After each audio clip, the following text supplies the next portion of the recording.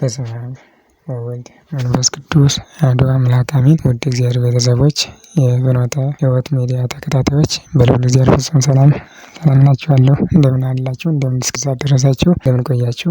እንደ እግዚአብሔር አምላካችን መልካም ፈቃድ የነገረ ድኅነት ትምህርትን እንጀምራለን ማለት ነው። የነገረ ድኅነት ትምህርት መሰረታዊ ዓላማው የመጀመሪያው ነገረ ድኅነትን ትርጉም መረዳት፣ ሁለተኛ የሰው ተፈጥሮንና ክብር መገንዘብ፣ ሶስተኛ አባታችን አዳም ወደቀ ስንል እንዴት ነው አወዳደቁን መረዳት፣ ሶስተኛው ራሳችንን ከወደቅንበት እንድንጠብቅና ከውድቀት በንስሐ እንድንመለስ ማስቻል፣ የንስሐን ታላቅነትና የንስሐን ኃይል ታላቅነት ተረድተን ንስሐ እንድንገባ ማስቻል ነው ማለት ነው። እንደ አጠቃላይ የነገረ ድኅነት ትምህርት ምንድን ነው ስንል የነገረ ድኅነት ትምህርት የኦርቶዶክስ ተዋሕዶ ቤተ ክርስቲያን ከሌሎች ቤተ እምነቶች የምትለይበት እና የቤተ ክርስቲያን ዋና ተልእኮዋ ነው።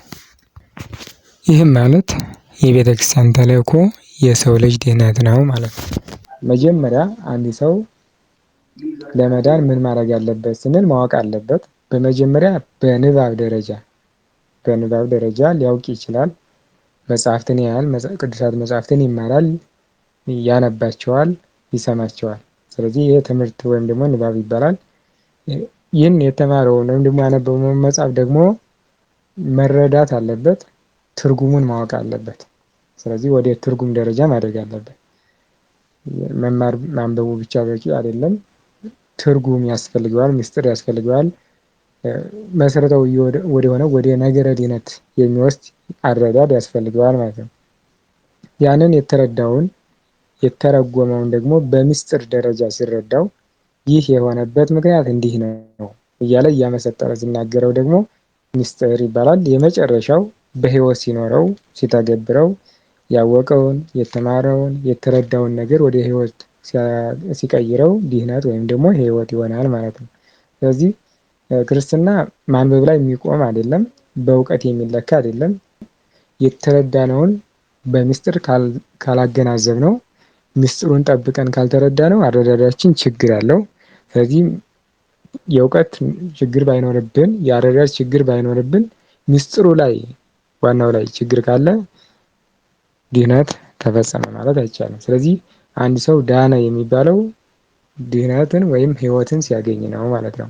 ያነበበውን የተረዳውን የተገለጠለትን ምስጢር፣ የተገለጠው ምስጢር ማለት እግዚአብሔር በነቢያት አድሮ የገለጸው ምስጢር አለ።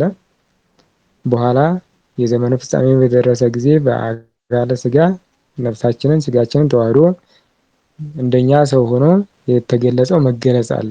የዘመኑ ፍጻሜ በደረሰ ጊዜ እግዚአብሔር አንድያ ልጁን ልኮ ወልድ ዋሕድ ኢየሱስ ክርስቶስ በሥጋ ማርያም ተገልጾ እኛን ያዳነበት ሂደት ይህ የመጨረሻው መገለጥ የሚባለው ነው።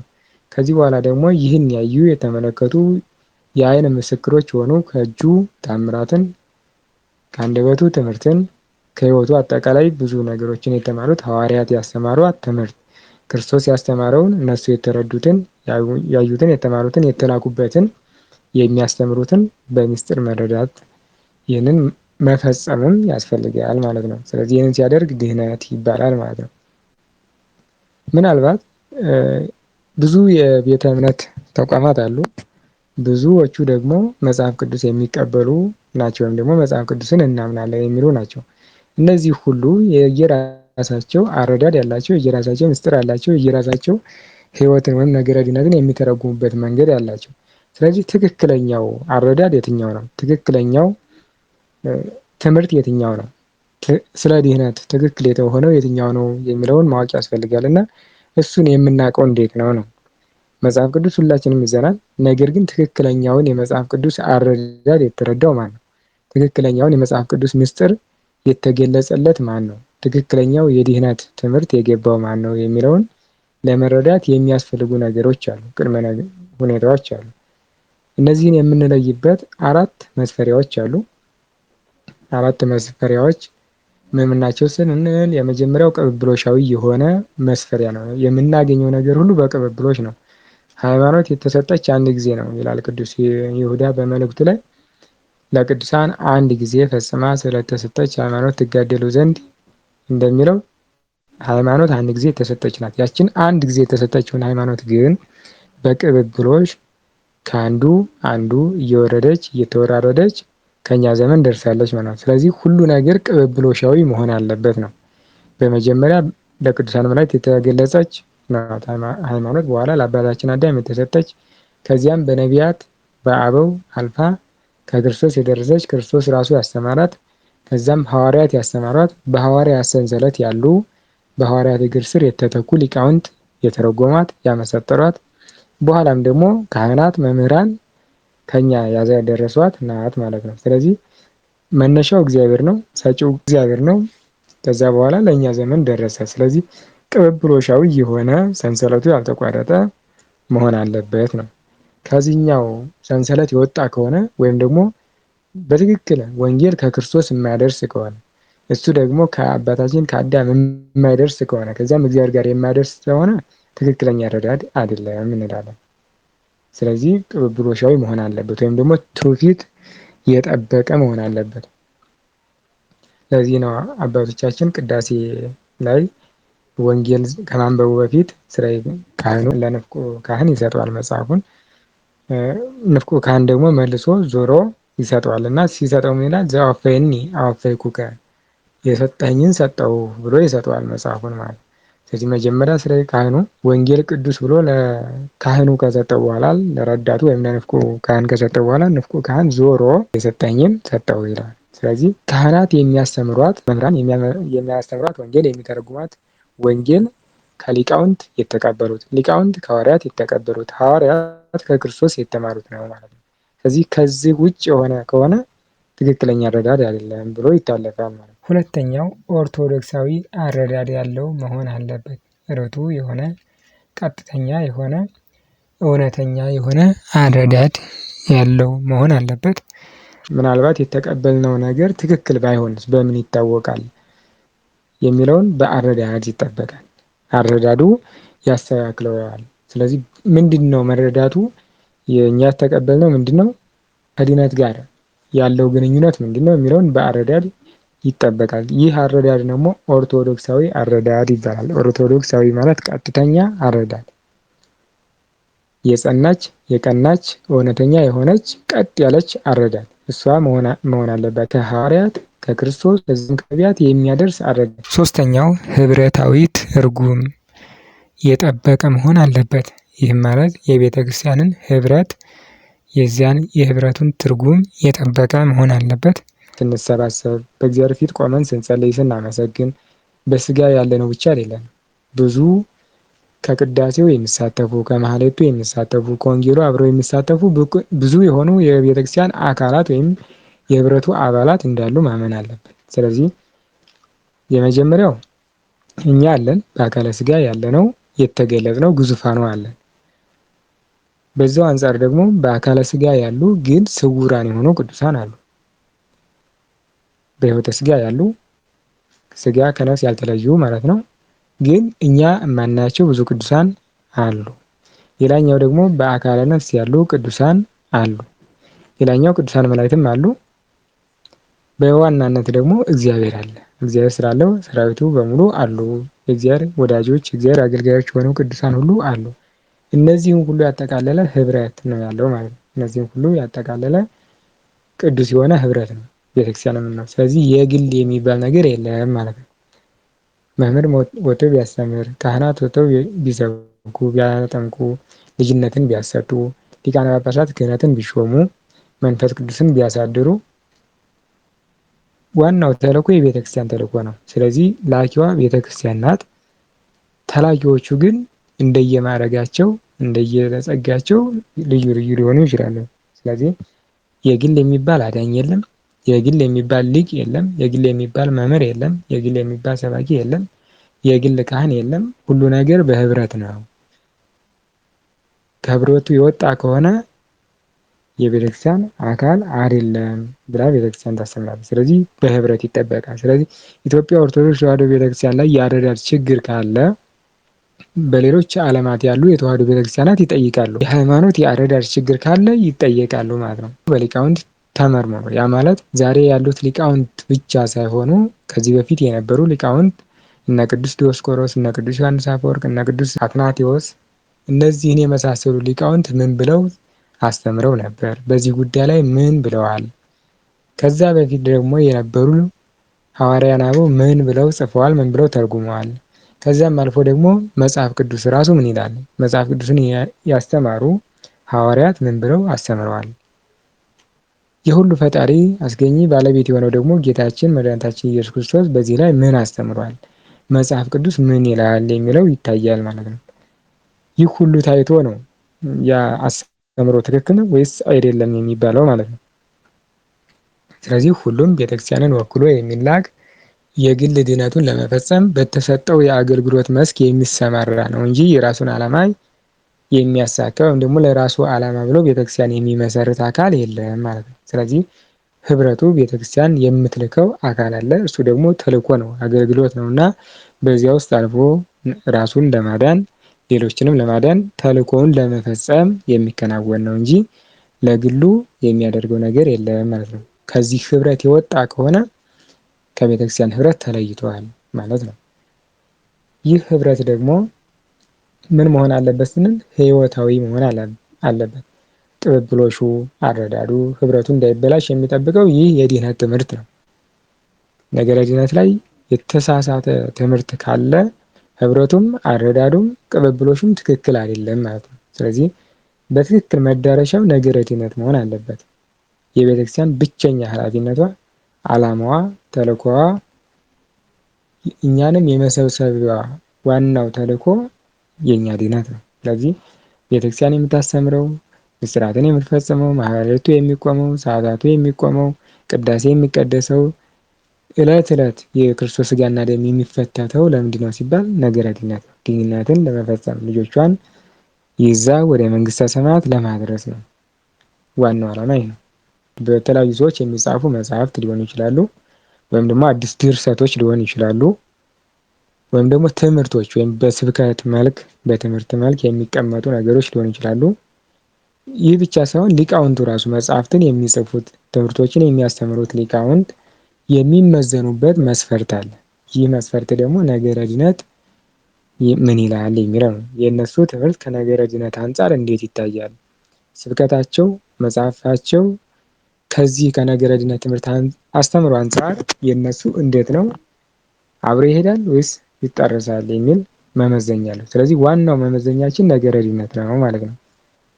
ስለዚህ መዳረሻችን ፍጻሜያችንም ነገረ ድህነትን ለማግኘት ስለሆነ ሁሉ ነገር መመዘኛው ከነገረ ድህነት አንጻር ነው ማለት ነው።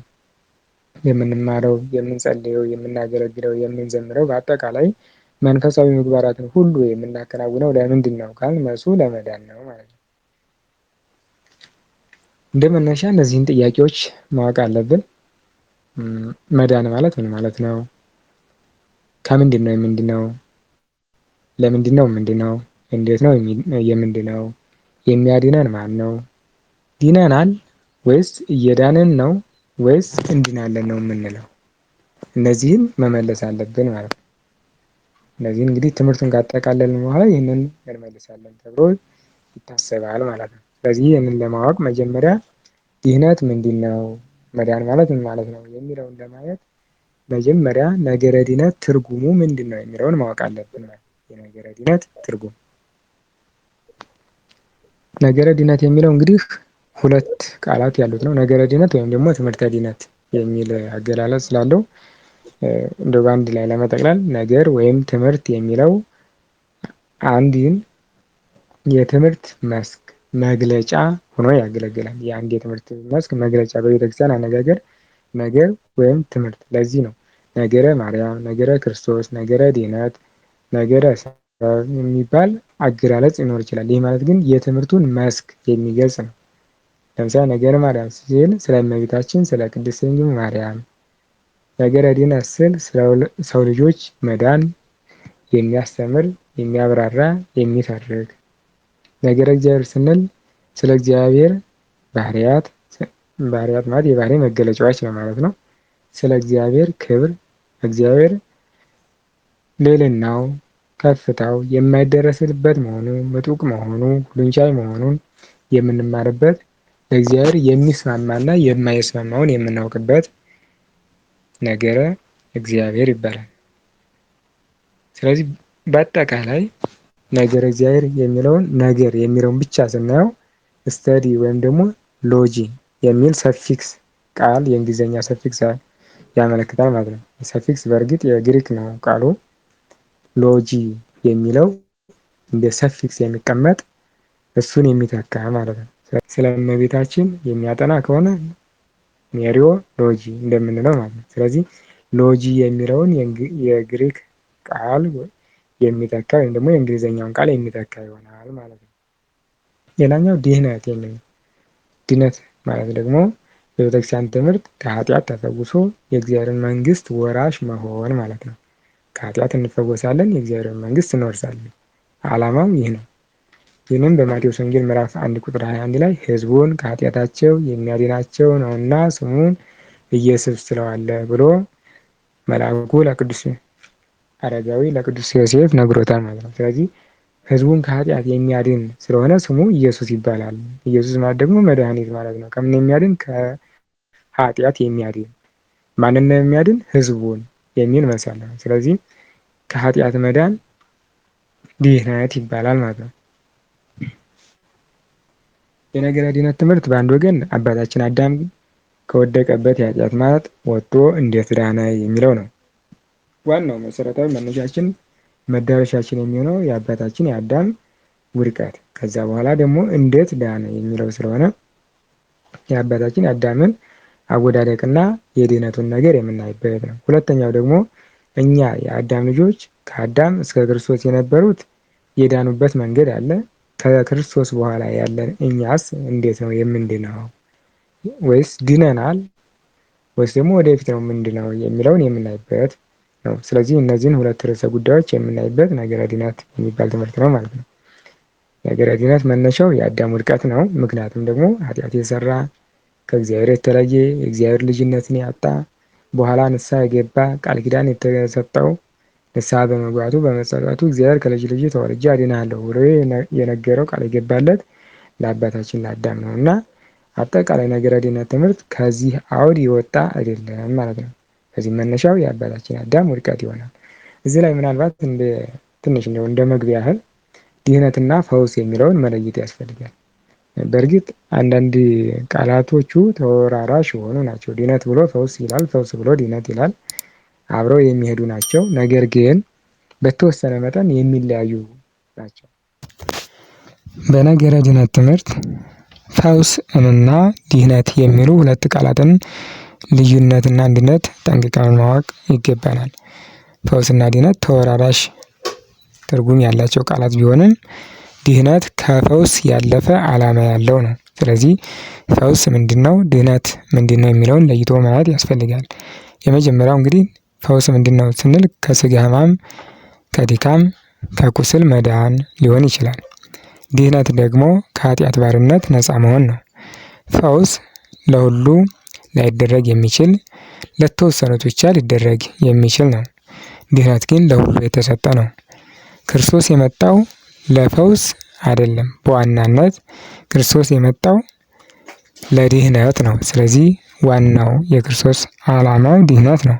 ፈውስ ግን መሰረታዊ ዓላማ ሳይሆን ድህነትን ለመፈጸም እንደ ምክንያት ወይም ደግሞ እንደ ረዳት ወይም ደግሞ እንደ ምልክት የተሰጠ ነው። ፈውስ የግድ አይደለም፣ ድህነት ግን የግድ ነው። ፈውስ ውጫዊ ነው፣ ድህነት ግን ውስጣዊ ነው። ፈውስ ላላመኑትም ላመኑትም ሊደረግ ይችላል። ድህነት ግን ላመኑ ብቻ የሚሰጥ ነው። ፈውስ የሚደረግባቸው መንገዶች የተለያዩ ናቸው። ፈውስ በቅዱሳን አበው ሊደረግ ይችላል። በሐዋርያት፣ በካህናት፣ በሊቃውንት ሊደረግ ይችላል። በጸበል ሊሰጥ ይችላል። በእምነት በመስቀል ሊሰጥ ይችላል። በሃይማኖታችን ጽናት ሊሰጥ ይችላል። በእጽዋት፣ በካህናት ወይም ደግሞ በምስጢረ ቀንዲል ሊደረግ ይችላል። ፈውስ ከዚህም አልፎ በአጋንንትም ሊገኝ ይችላል። ከራሱ ከእግዚአብሔር የሚሰጥም ፈውስ ሊኖር ይችላል። ድህነት ግን ከእግዚአብሔር ብቻ የሚሰጥ ነው። ፈውስ ጥቅሙ ጊዜያዊ ነው፣ ጊዜያዊ እረፍት ከጊዜያዊ ኃጢአት፣ ከጊዜያዊ በደል፣ ከጊዜያዊ ቁስል ነፃ መሆን ጊዜያዊ የሆነ እረፍትን ማግኘት ነው። ድህነት ግን ዘላለማዊ እረፍት፣ ከዘላለም ሞት መዳን፣ የዘላለም ሕይወትን ማግኘት ነው። ሰው በሃይማኖቱ ደካማ ስለሆነ ሲታመም፣ መከራ ሲጸናበት፣ ድካም ሲሰማው የሚክድ ስለሚሆን እምነት እንዲጨመርለት ወይም ደግሞ በሃይማኖቱ እንዲጸና እግዚአብሔር ሊፈውስ ይችላል። ሰው ጸበል የሚሄደው፣ ቅባ ቅዱስ የሚቀባው፣ ምስጢረ ቀንዲል ማለት ነው እሱ የሚፈጸምለት፣ እንደዚህ አይነት ነገሮችን የሚያገኘው የስጋ ፈውስ ከህማሙ ከድካሙ ለመዳን ነው። ስለዚህ እምነት እንዲጨመርለት እግዚአብሔር ደግሞ በዛ ላይ አድሮ ስራውን ይሰራል ማለት ነው። ያው ለደካሞች ነው። ለጸኑት ለቅዱሳን ሲሆን እሱም ጸጋ ሊሆን ይችላል፣ መፈወስም ግድ ላይሆን ይችላል። እንደ አስፈላጊነቱ ደዌያቸውን ደግሞ ጸልየው በዚህ ደዌ በስጋ ደዌ እንዲቀጡ የሚጸልዩ ቅዱሳንም አሉ። ቅዱስ ጳውሎስን በዚህ በዋናነት ማንሳት ይችላል። ቅዱስ ጳውሎስ ሰፊ የሆነ በጣም አስጨናቂ የሆነ የራስ ምታት ወይም ደግሞ የራስ ህመም አለበት። ቅዱስ ጢሞቴዎስ ደግሞ የሆድ ቁርጠት አለበት። ሁሉም ግን እግዚአብሔርን ጠይቀው፣ ለምሳሌ ቅዱስ ጳውሎስ እግዚአብሔርን ጠየቅኩት፣ ነገር ግን ኃይሌ በድካም ይታወቃልና ጸጋዬን ከፈለግከው አልፈውስም፣ ከሕማምህ ከድካምህ ጋር አብረህ ኑር። ጸጋውን የማትፈልገው ከሆነ ግን እፈውስሃለሁ አለው። ስለዚህ በዚህ ምክንያት ጸጋህ ይበቃኛል፣ ደዌ ይሻለኛል ብሎ ከሕማሙ ጋር ወይም ደግሞ ከራስ ምታቱ ጋር አብሮ ተስማምቶ ኑሯል። በዚህ መልኩ ብዙ ቅዱሳን ከደዌያቸው ጋር አብሮ ተስማምተው ይኖሩ ነበር። ጸልየው ደግሞ ማንነታቸው እንዳይታወቅ፣ ሰው እንዳይለያቸው፣ ክብራቸው እንዳይገለጽባቸው ደግሞ ጸልየው በስጋቸው ደዌ ያመጡ አሉ። ስለዚህ የስጋ ደዌ ፈውስ ጥቅምም አለው ጉዳትም አለው። ስለዚህ አንዳንድ ጊዜ የስጋ ደዌ ያላገኘን ካልታመምን ሙሉ በሙሉ ከእግዚአብሔር እቅፍ ልንወጣም እንችላለን።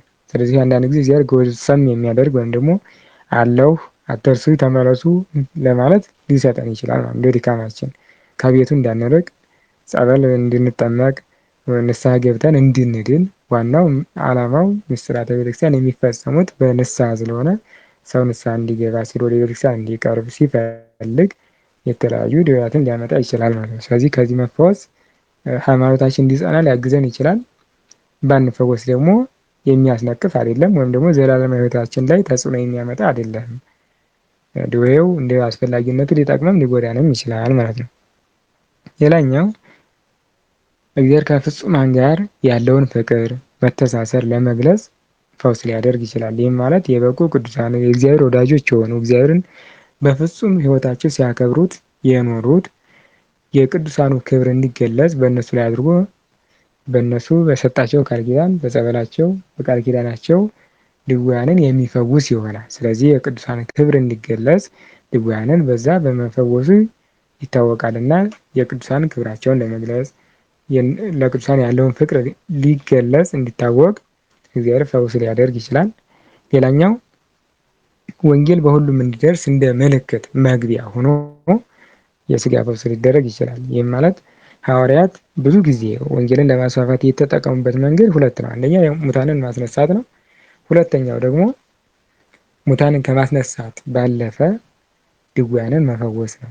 ጌታችንም ሐዋርያትን ሲልካቸው ያዘዛቸው እንዲህ ነው፣ ሂዱ ወንጌልን ለዓለም ስበኩ አስተምሩ፣ ድውያንን ፈውሱ፣ ሙታንንም አንሱ ነው ያላቸው። ስለዚህ ድውያንን መፈወስ፣ ሙታንን ማስነሳት የወንጌል መማሪያ እንደ ምክንያት በር ሆኖ ያገለግላል። በር በዛች በድክመታቸው በተአምራታቸው፣ ተአምር ማለት ምልክት ማለት ነው እና በሱ ገብተው ወንጌልን ለመስበክ እንዳመቻቸው ለቅዱሳን እንደ ምክንያት የተሰጠ ነው። ስለዚህ እኛ ብዙ ጊዜ ካልታመን ወደ ቤተክርስቲያን አንሄድም። ቤተክርስቲያን ስንሄድ ደግሞ ወንጌልን እንማራለን። ወንጌል ስንማር ደግሞ ንስሐ እንገባለን። ንስሐ ስንገባ ከእግዚአብሔር ጋር እንታረቃለን ማለት ነው።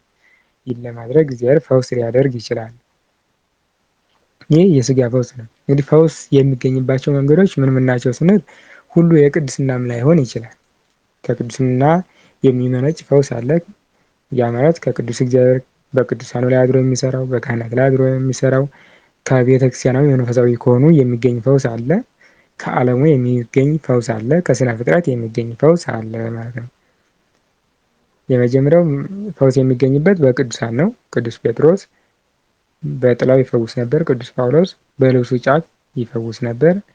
የሐዋርያት ሥራ ምዕራፍ 19 እና ምዕራፍ 5ን ማየት ይቻላል። ሌላኛው በእምነት በጸበል በመስቀል ለቅዱሳን በሰጣቸው ቃል ኪዳን ሁሉ ፈውስ ሊደረግ ይችላል። ሌላኛው በእኛ በእምነታችን ጽናት እግዚአብሔር ፈውስ ሊያደርግ ይችላል። አብዝቶ በመጸለይ አብዝተን በመታመናችን እግዚአብሔር ደጅ በመጥናታችን ምንም ሳንሰማ ምንም ሳንጠመቅ መስቀልን ሳንሳለም እንደዚህም ቢሆን እንኳን እግዚአብሔር እምነታችንን አይቶ ማለት በዚያ ሕይወት አጋጣሚው ሳይኖረን የስንፍና ከሆነ እሱ ሌላ ጉዳይ ነው። እንግዲህ መጀመሪያ ለነፍስም ድነት በር ያልከፈተ ስለሚሆን ማለት ነው። ነገር ግን መስቀሉ ጸበሉን እምነቱን ለማግኘት ሩቅ ቦታ ሆነን ወይም ደግሞ ማግኘት የማንችልበት ሁኔታ ኑሮ ነገር ግን እግዚአብሔር በዚህም አድሮ ሊፈውሰኝ ይችላል ብለን ካሰብን በዚያም እግዚአብሔር ይፈውሰናል። ዋናው የእምነታችን ጽናት ነው። መቶ አለቃው ክርስቶስን ልጄ ታሞብኛል እና ፈውስልኝ ብሎ ቃል ብቻ ተናገር ልጄ ይድናል አለ። ልጁ በዛ ሰዓት ዳነለት። ክርስቶስ በእምነታቸው ልክ የሞተም አስነስቶላቸዋል፣ የታመመም ፈውሶላቸዋል። በምኑ ልክ? በእምነታቸው ልክ። የልብሱን ጫፍ ብነካ እድናለሁ ብላ ያመነችው ሴት የልብሱን ጫፍ በነካች ጊዜ 12 ዓመት ሙሉ ያለማቋረጥ ሲፈሳት የነበረው ደም ጸጥ ብሏል፣ በእምነቷ ጽናት። ለዚህ ነው እንደዚህ አይነት እምነት በእስራኤል አላገኘውም ብሎ ለመቶ አለቃው እንደመሰከረለት ሴቷንም እንደዛው እንዳመሰግናት እምነትሽ አዳነችሽ እንዳላት በእምነታችን ጽናት ፈውስ ሊደረግልን ይችላል ማለት ነው። እንዴት? በእምነታችን ልክ እግዚአብሔር በዚህም አድርጎ ይህን እንደ ምክንያት አድርጎ ሊያድነን ይችላል ብለን ካመንን የሚያድነን በምን ሊሆን ይችላል? በጸበሉ ሊሆን ይችላል፣ በእምነት ሊሆን ይችላል፣ ቤተክርስቲያን በመሳለማችን ሊሆን ይችላል፣ ወይም ደግሞ በዶክተሩም ላይ አድሮ የሚያድነን እግዚአብሔር ነው። በሰው በተለያዩ ሰዎች አድሮ ሊያድነን ይችላል። ወይም ደግሞ እኛ እግዚአብሔር በዚህ ያድነናል ብለን ፍጹም የሆነ እምነት ባሳደርንበት ነገር ሁሉ አድሮ እግዚአብሔር ሊያድነን ሊፈውሰን ይችላል ማለት ነው። ይህ ፈውስ የሚገኝበት አንዱ ምክንያት ነው። ሌላኛው በእጽዋት ፈውስ ሊደረግ ይችላል። በእጽዋት ማለት እጽዋት በቀጥታ እጽዋትን በመጠቀም ወይም ደግሞ በእጽዋት የሚገኙ ፈውሶች አሉ። መድኃኒት ወይም ደግሞ ድራግ የሚባሉት በእነሱም ፈውስ ሊሆን ይችላል። ያ ግን መንፈሳዊም ላይሆን ይችላል ነው። በእጽዋት ለምሳሌ እጽዋት ሲያመን ደማከሴ ጠጥተን እሱንም አሽትተን እንድናለን። ጤና አዳም እንደዚህ የተለያዩ አትክልቶችን፣ አዝርቶችን፣ ቅጠላ ቅጠሎችን ወይም ደግሞ እንደ አስፈላጊነቱ የተለያዩ እጽዋትን ተጠቅመን እንፈወሳለን ነው። ከዚህ ሲያልፍ ደግሞ ዶክተሮች እንደዚያው የተቀመሙ እጽዋትን መቼስ እጽዋት ከሌላ አልመጡምና የተቀመሙ እጽዋትን በመድኃኒት መልክ አዘውልን ልንፈወስ እንችላለን። ይሄ አንዱ የፈውስ መንገድ ነው። ነገር ግን መንፈሳዊ ፈውስ ግን ላይሆን ይችላል ነው። ከዚህ ባለፈ በካህናት ላይ አድሮ ካህናት ምስጢራተ ቤተክርስቲያንን ይፈጽማሉና ከነዚህ መካከል አንዱ ደግሞ ድውያን የሚፈወሱበት አንድ የቤተክርስቲያን ምስጢር አለ። እሱ ምስጢረ ቀንዲል ነው። በሱ ምክንያት ልንፈወስ እንችላለን። ምስጢረ ቀንዲል ለድውያን የሚሰጥ ምስጢር ነውና ንስሐ ገብተን ተዘጋጅተን እግዚአብሔር በፈቀደው መልኩ ካህናት ጸልየውልን ቅባ ቅዱስን ተቀብተን እንፈወሳለን ማለት ነው። ይሄ መንፈሳዊ የሆነው የድህነት ወይም የፈውስ መንገድ ነው። ከዚህ ያለፈው ግን በአጋንንትም ሰው ሊፈወስ ይችላል። አጋንንትም በአጋንንት ደዌያት አብዛኞቹ ከባህሪያችን አለመስማማት ወይም አራቱ ባህሪያት ሳይስማሙ ሲቀር አንዱ በአንዱ ላይ ሲበዛ ሲሰለጥን የሚመጣ ሊሆን ይችላል። ወይም ደግሞ በአጋንንት ሊመጣ ይችላል። ወይም ደግሞ ኃጢአትም ይችላል። አጋንንት ሊወስም ይችላል። ምታት በማድረግ አጋንንትን የሚተካከላቸው የለምና ሰዎችን ለማሰናከል ሲል በአጋንንትም ፈውስ ሊደረግ ይችላል። ስለዚህ ፈውስ ሁሉ መንፈሳዊ ላይሆን ይችላል። መንፈሳዊ እየመሰሉ ከአጋንንት የሆኑ ብዙ ፈውሶች ሊኖሩ ይችላሉና ራስን ከዚህ መጠበቅ ያስፈልጋል ማለት ነው። የመጨረሻው ፈውስ ከእግዚአብሔር የሆነ ፈውስ ነው። ዋናው ፈውስ ከእግዚአብሔር የሆነ እግዚአብሔር የፈቀደው እግዚአብሔር የሰጠን ፈውስ ነው እና ባለቤቱ በቅዱሳንም ላይ አድሮ ቢፈውሰን፣ በእምነት ላይ አድሮ ቢፈውሰን፣ በእምነታችን ልክ ቢፈውሰን፣ በእጽዋትም አድሮ ቢፈውሰን ሁሉን የሚሰጥ እግዚአብሔር ነው እና እግዚአብሔር ራሱ ፈውስ ይሰጠናል ማለት ነው። ይህ ፈውስ ነው። አጠቃላይ ስለ ፈውስ ያለን አረዳድ ነው። ይሄ ስጋዊ የሆነ ጊዜያዊ የሆነ ድህነቱም ጊዜያዊ የሆነ ነው። ድህነት ምንድን ነው ስንል ግን ከዚህ ያለፈ ዓላማ አለው። ድህነት ከኃጢአት ባርነት ነፃ መሆን፣ የዘላለም ሕይወትን መንግስተ ሰማያትን መውረስ ወይም ደግሞ እግዚአብሔር ከእግዚአብሔር ወይም ደግሞ ከቅዱሳኑ ሊገኝ የሚችል ማለት እግዚአብሔር በቸርነቱ ያደረገው ቅዱሳን በአማላጅነታቸው ያሰጡን ሊሆን ይችላል። ስለዚህ ይህ ዘላለማዊ የሆነ ድህነት ነው። ስጋዊ ብቻ ሳይሆን መንፈሳዊ፣ ነፍሳዊ የሆነው ወይም ደግሞ በነፍሳችን ተፈውሰን የእግዚአብሔርን መንግስት የምንወርስበት ህይወት ከኃጢአት ተላቀን ረቂቅ ከሆነው ከኃጢአት በንስሐ ታጥበን በቅዱስ ሥጋው በክቡር ደሙ ታትመን የእግዚአብሔርን መንግስት የምንወርስበት ክርስቶስን የምንዋሃድበት ይህ ድህነት ይባላል ማለት ነው። ድህነት በዚህ ውስጥ ድህነት ሲፈጸምልን እንግዲህ የምናገኛቸው በረከቶች አሉ። ከክርስቶስ ጋር ስንኖር ደዌያት ሊርቁልን ይችላሉ። ስለዚህ ከክርስቶስ ጋር በመኖራችን ዘላለማዊነት በማግኘታችን ከእግዚአብሔር ጋር በመታረቃችን የስጋ ድህነት ልናገኝ እንችላለን። ስለዚህ የስጋ ድህነት ማግኘታችን ፈውስ ቢሆንም ዋናው ነገረ ድህነት ግን ከኃጢአት መዳናችን ከእግዚአብሔር ጋር በህብረት መኖራችን የእግዚአብሔርን ህብረት ማግኘታችን እና ርስቱን መንግስቱን ማግኘታችን ነው። ስለዚህ ድህነት የምንለው ይህ ነው፣ ሰፊ የሆነው ርዕሰ ጉዳይ ማለት ነው። እንግዲህ ወደዚህ ወደ ድህነት ስንገባ በዋናነት የምናነሳው የአባታችን አዳምን ነው እና መነሻው ለድህነት አባታችን አዳም ነው ካልን አባታችን አዳም መጀመሪያ እንዴት ተፈጠረ? ተፈጥሮስ ምን ይመስላል?